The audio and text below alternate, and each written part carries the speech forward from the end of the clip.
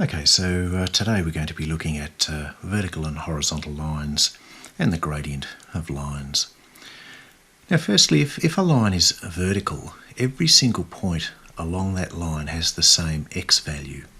So in this case, where it passes through the x-axis at A, we've got the equation x equals A. So for instance, if that was 2, this would be the line x equals 2.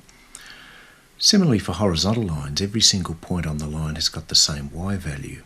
So again, the equation of the line would just be y equals whatever number it passes through there.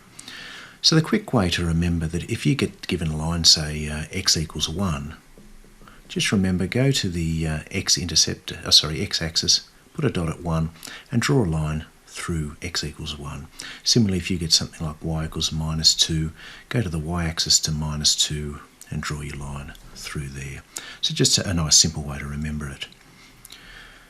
Okay, if we've got a equation of the line y equals some number times x, they're always going to pass through the origin. Okay, so that makes both the x and the y-intercepts both equal to 0. Now, in order to get a second point, the easiest way, say for instance for y is equal to 2, so from the origin always go to the right by 1 and then you go up or down by that number. So in this case you'll go up by 2, so across 1 and up 2, put your second dot there, draw your line. Similarly for this line here, y equals minus a half x, again you'll go 1 unit to the right, you go down half a unit. Bit of a hint to try and make your lines a bit more accurate when you graph it. So say for instance y is equal to 2x. You notice it passed through that junction, so you went across 1 up 2. If you go through across another 1 up 2, it passes through that junction, and you can just keep that pattern going. And so you can just sort of line up two lines at either end and draw your line through that. Similarly for y equals minus a half x is passing through those junctions there. For y equals minus 2x, again across 1 down 2, across 1 down 2. And you can just make sure your lines are a lot more accurate than just drawing 2 lines and then trying to get your line, and it sort of wiggles off track a little bit. Okay, we're going to graph these lines. So y equals 3 is going to pass through the y-axis and pass through 3. So it's going to be a horizontal line now. Unfortunately, I forgot to bring a ruler home with me, so I'm just going to have to do the best I can do. Similarly, x equals minus 4. Come and put your dot on the x-axis at minus 4. So this time we're going to need a vertical line, like so. And as soon as you draw more than one line on a set of number on a number plane, make sure you write the equation on each one. Okay, we want to graph y equals 3x, so it'll pass through the origin there.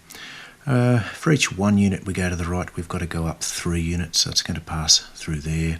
To get a more accurate point, again, let's sort of do this 1 to 3. You know, it would sort of pass down through there if we could keep going, but again, I should have a ruler here with me, but I forgot that there. Okay, so we measure gradient as rise over run, and it's important to note that the run is always from left to right. So if a line, as you move from left to right, if you've got a positive gradient, that means as the line goes to the right, it's going up. Similarly, a negative gradient means that as you go to the right, it's decreasing there. If we look at this graph here, so here we've got a line that as we go from left to right, this line is going up, so it's got the positive gradient. This one here, as we go from left to right, is going down, so it's got a negative gradient.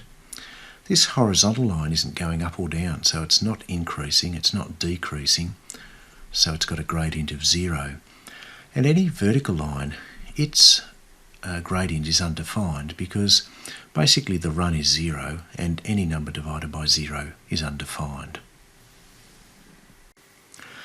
Okay, so we just need to work out for each of these whether the gradient is positive, negative, 0 or undefined. And if we know that it's positive or negative, let's find out what that gradient is. So here, as we go from left to right, it's increasing, so it's got a positive gradient. We write M is our letter for gradient. We pick any 2 points on the line, so let's say these two, doesn't really matter. Look, if you like, you can draw in a little right angle triangle. So the rise is how many boxes it's increasing, so that's 1, 2, 3, so the rise is 3. The run, as you go from left to right, again 1, 2, 3. So here we've got a gradient of 3 over 3, and 3 divided by 3 is equal to 1. Here we've got a line that as we go from left to right, it's decreasing, so its gradient is negative. Again, just pick any 2 points, but these are 2 obvious ones, but it wouldn't make any difference, by the way, which 2 points we pick. We'd get the same answer. Now this time, the rise, it's actually a negative rise. We're going down, and again, we're dropping 3 boxes, so the rise is -3. The run is +2. And again, just a reminder, the run is always positive. So we get -3 over 2, and we don't need to do anything else with that. Here in part C, we've got a horizontal line, so we can just say that the gradient is 0. Look, you could write m equals 0 if you like, but it doesn't make any difference. And here we've got a vertical line, so the gradient is undefined. Okay, now when we've worked out the gradient so far this lesson, we've had a diagram, and like this we've been able to work out the rise and the run. But if we're just given the points there, look, you could draw that diagram up, but it's a lot easier to do the following. What we're going to do here is call these points. So this is the x value in the first set of brackets. This is the y value in the first set of brackets. Here we've got the x value in the second set of brackets and the y value in the second set of brackets. To work out the rise, we actually see what's happened to the y value. In other words, we take the final y value, take away the first y value. And the run is going to be a similar thing with the x values. So we do the final x value minus the original. And so that's going to give us, using these numbers here, so the y2 is equal to 6, y1 was equal to 4, x2 is equal to 5, x1 is equal to 3. This will give us 2 over 2, and 2 divided by 2 is equal to 1. Trying it here. Again, you can see that we've gone from 6 to -3. Now we could do -3 take away 6, so we could use that formula. Or if you think about it, moving from 6 to -3, you must have gone down 9, so that's the rise. Similarly, the run, you've gone from -3 across to 1, so that's a run of 4. So our gradient is -9 over 4. Look, if you want to be technical, the minus sign should go out level with the vinculum, but no great issue there. And again, you could go through and actually sketch these out to get those gradients. Okay, so we're going to graph these lines. So we've got x equals 2, so we come across on the x-axis to 2, and we're going to draw our vertical line. And again, look, I should have brought a ruler home with me, but I didn't, so naughty me. We're going to be writing a few of these on the same axis, so let's mark or label them. Y equals 4. Again, we need to do a horizontal line through there.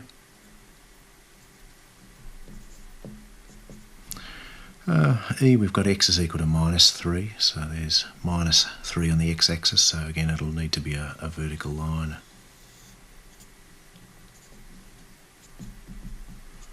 And lastly, we've got y is equal to -1, so come to the y-axis, find -1 there, and draw your horizontal line through there. Okay, we've got lines all of the form y is equal to mx, so they're all going to pass through the origin. The first line, y equals 2x, so put your point on the origin. The gradient's 2, so I come across 1 and up 2, and again just sort of keep going that pattern of going by 2s, and then again you should have a ruler, which I don't. Draw that in. Again, we're going to use the same number plane, so label each one as we go. Y equals 4x, again through the origin. This time after you come across to the right one, go up 4. We're going to run out of space here, but you can see that line would come something like so. y equals minus 4x. This time it's going to come across to the right and down 4, which will disappear off the screen. So instead of going across to the right and down 4, I'm going to go across to the left and up 4, which will give me that same, oops, that's a bit wonky. That's not a very good line, that one there, I'm afraid. That's why you should bring a ruler home with you. And y equals minus 2x. Again, you go across to the right, go down 1, so that was a really poor line, that other one. And again, you're sort of following these, across 1 and up 2 to get your line drawn a bit more accurately. Okay, perfect example of why you should always draw your lines with a ruler. Okay, so we've got a mixture of lines, some of which are vertical or horizontal, some of which are at a slant or at an angle. X equals minus 2. Since there's only an x there, it's got to be a vertical line, so it passes through, through negative 2. So here's our line here. Again, use a ruler. Don't do what I do what I say instead. Okay, y equals 2, so again go to the y-axis to positive 2, draw your line through there. Y equals 3x, so it's going to be a slanted line through the origin. Again, go to the right by 1 and go up by 3 because it's got a gradient of 3. Again, if you've got the space, go across 1 up 3, keep going. Again, use a ruler, don't do what I do. I really must bring one home. And lastly, y equals minus 1.5x. So look, again, it's going to go through the origin. Now you could go across 1 and down 1.5. Look, a more accurate way would be to go across 2 and down 3. So you can see that that's still going to be the same. And again, use that 2 to 3 ratio there to get a more accurate line. Again, use a ruler, use a ruler. Don't do what I do. Okay, again, we're going to write all of those equations on there too, because we've got multiple equations on the one graph. Okay, so we need to work out the equation of each of these lines. Here we've got a horizontal line passing through y equals minus 2, so it's just y equals minus 2. Horizontal line passing through y equals 4 is y equals 4. Vertical line passing through x equals minus 2 is x equals minus 2, and lastly there we get x is equal to 5. Okay, the gradient here, again, if you like, you can draw up the triangle there. So we've got a rise of 4 and a run of 2, so 4 divided by 2 is equal to 2. Here, again, we don't need to worry about these numbers here. You've got a rise of 3, a run of 1, and 3 divided by 1 is 3. Here, you can notice that the rise, we're going down 3, and we're going to the right by positive 3. So m is equal to minus 3 divided by 3, which is minus 1. Here, the rise is minus 1, and the run is 4. Okay, so we need to complete the gaps with positive, negative, 0 or undefined. So a horizontal line, it's got a gradient of 0. The gradient of the line joining 0, 3 with 0, 5. Okay, again, it wouldn't hurt to do a sketch. So 0, 3 is there, 0, 5 is there. So that's a vertical line there. So its gradient is undefined. Sorry for the bump there. Okay, so the gradient joining minus 6, 0 and 1, 1. So it's going to have a slight positive gradient. And the gradient of a vertical line, as we said, it's undefined.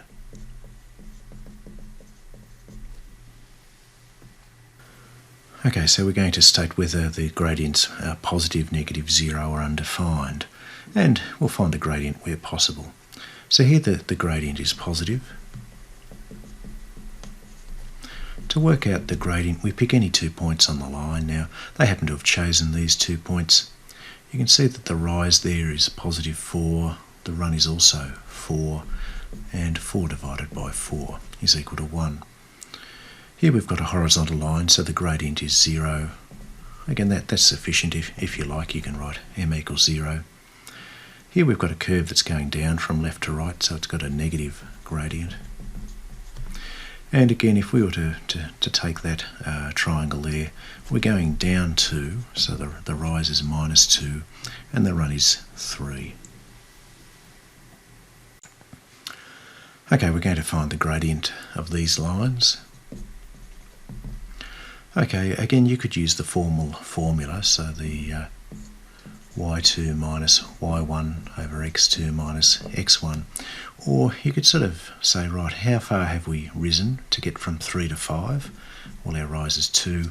How far is our run to get from 2 to 3? And 2 divided by 1 is equal to 2. Oh, sorry, that should be part C.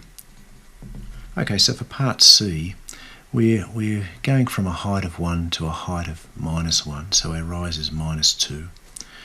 We're going from an x value of -4 across to 4, so our run is 8, and -2 divided by 8 gives us -1/4. And lastly for E, we're going from 5 to 7, so the rise is 2. We're going from 1 to 2, so the rise is 1, and 2 divided by 1 is equal to 2.